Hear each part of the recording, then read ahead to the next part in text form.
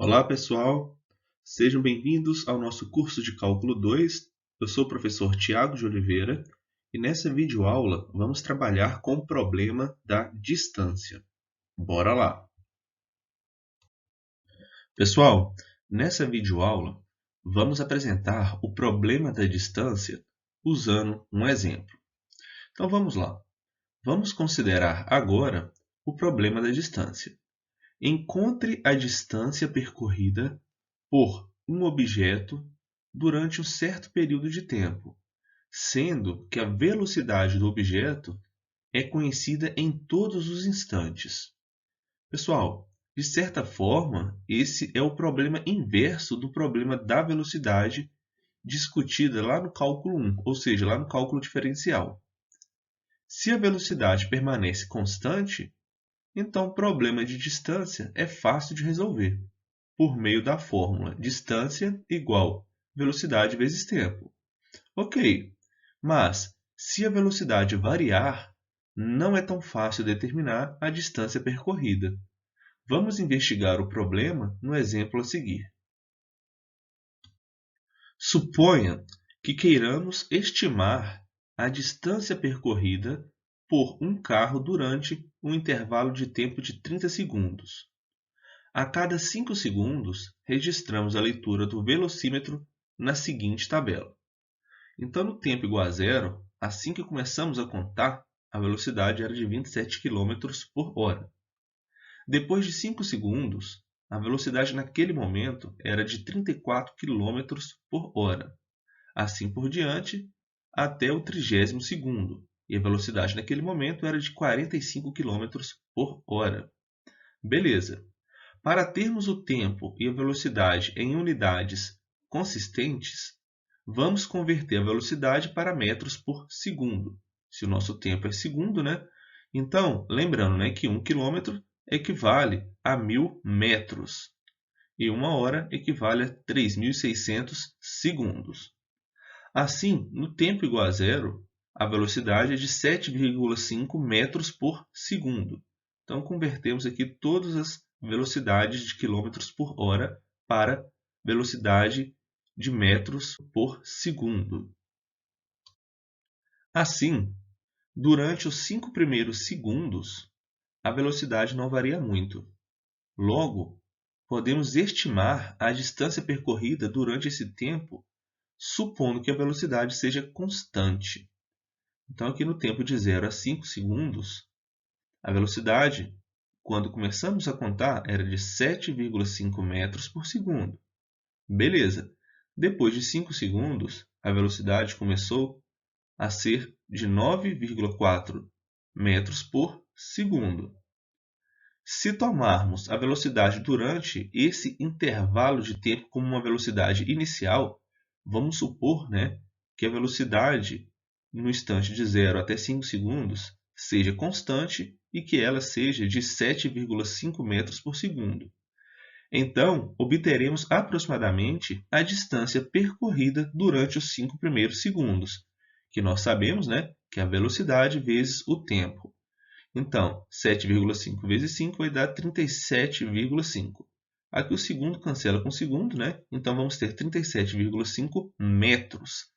Então, a distância percorrida, né, nesse intervalo de tempo, considerando que a velocidade constante nesse intervalo é de 7,5 metros por segundo. Vamos fazer o mesmo para o segundo intervalo de tempo. Vamos considerar que a velocidade constante nesse intervalo é de 9,4 metros por segundo. Nossa estimativa para a distância percorrida de t igual a 5 segundos até t igual a 10 segundos é a velocidade, que é 9,4 metros por segundo, vezes o tempo, que é 5 segundos.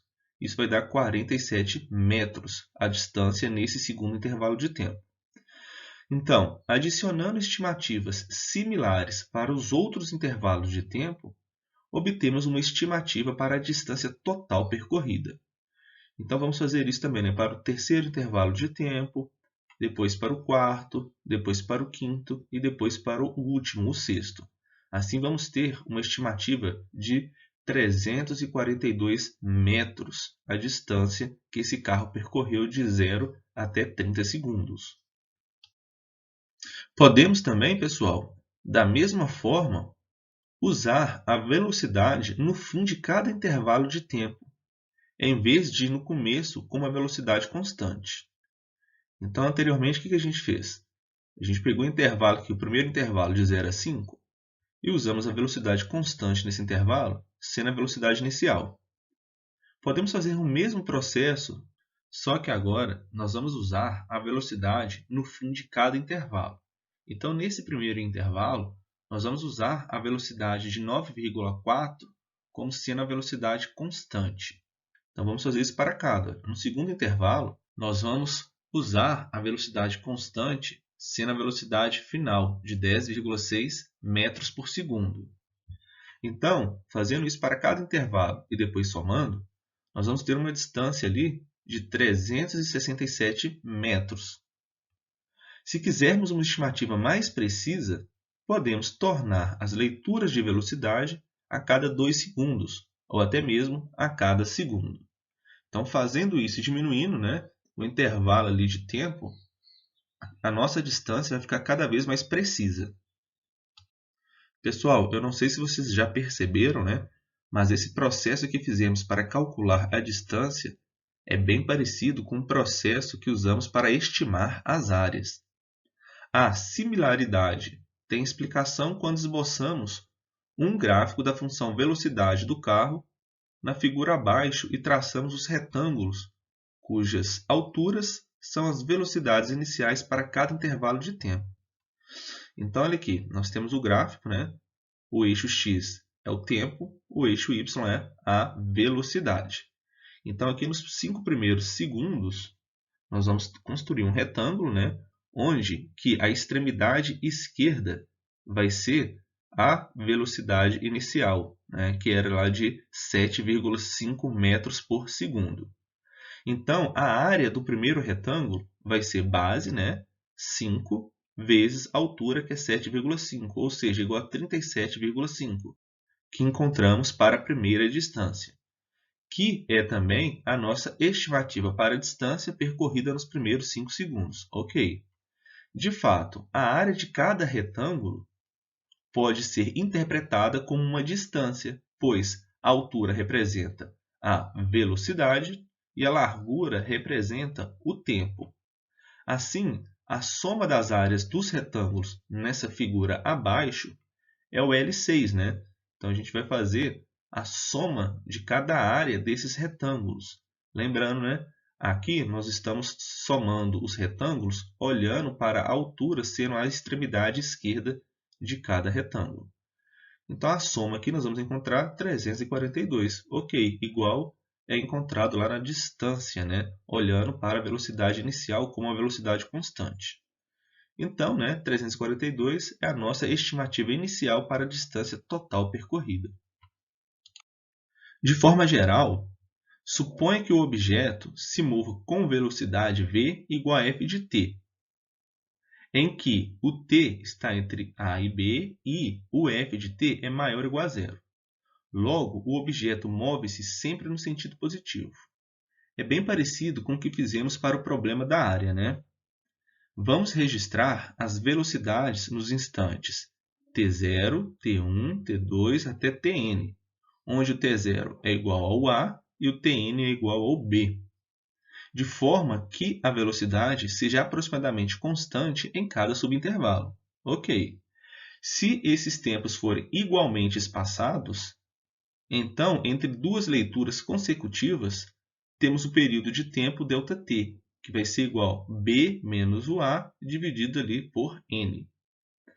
Durante o primeiro intervalo de tempo, a velocidade é aproximadamente f de t0.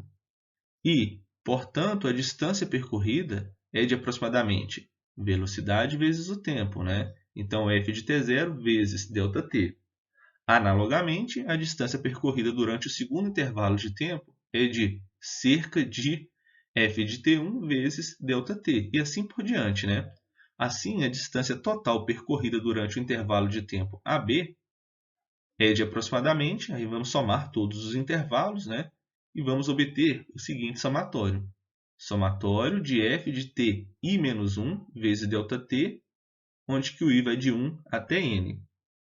Então, observe, né? Quando i é 1, vamos ter o f de t 0. Quando i é 2, vamos ter o f de t1. E assim por diante, né? Se usarmos as velocidades nas extremidades direitas, em vez de nas extremidades esquerdas, nossa estimativa para a distância total ficará o seguinte, né? Usando aqui as estimativas, então, direitas, né? Vamos ter o f de t1 vezes ΔT, igual foi feito no exemplo anterior, né? Mais f de t2 vezes ΔT, e o último vai ser o f de tn ΔT. Então, observe, analisando aqui as extremidades esquerdas, vamos ter o f de t0 e vai até o f de tn-1. Analisando a direita, vamos ter o f de t1 e vai até o f de tn. Aí o somatório fica, né? Somando esses carinhas todos, vamos ter somatório de f de ti vezes ΔT, onde que o i vai de 1 até n. Beleza. Pessoal, vocês devem ter percebido que o problema para calcular a distância é bem parecido com o problema para calcular a área sob a curva, visto na videoaula anterior. Então, temos o seguinte: quanto mais frequentemente medirmos a velocidade, mais precisa ser a nossa estimativa. Então, parece plausível que a distância exata d percorrida é o limite de tais expressões, ou seja, é o limite desse somatório que acabamos de ver quando n tende ao mais infinito. Podemos analisar novamente, né, as extremidades esquerda ou direita. Então, a distância é o limite desse somatório quando n tende ao mais infinito. Beleza. Como a equação acima tem a mesma forma que nossas expressões para a área nas equações da videoaula anterior, né, lembrando que a área era o limite, né, da soma de cada área de retângulo quando n tende ao mais infinito. É bem parecido a ideia, né? Olha, limite do somatório do f de xi asterisco vezes Δx de i igual a 1 até n, onde o n tende ao mais infinito. Então, segue que a distância percorrida é igual à área sob o gráfico da função velocidade. Então, o processo que vamos fazer aqui é o mesmo. Pessoal, então é isso. Os slides foram elaborados com base nas notas de aula do livro Cálculo Volume 1 do Sturt. Um grande abraço e até a próxima!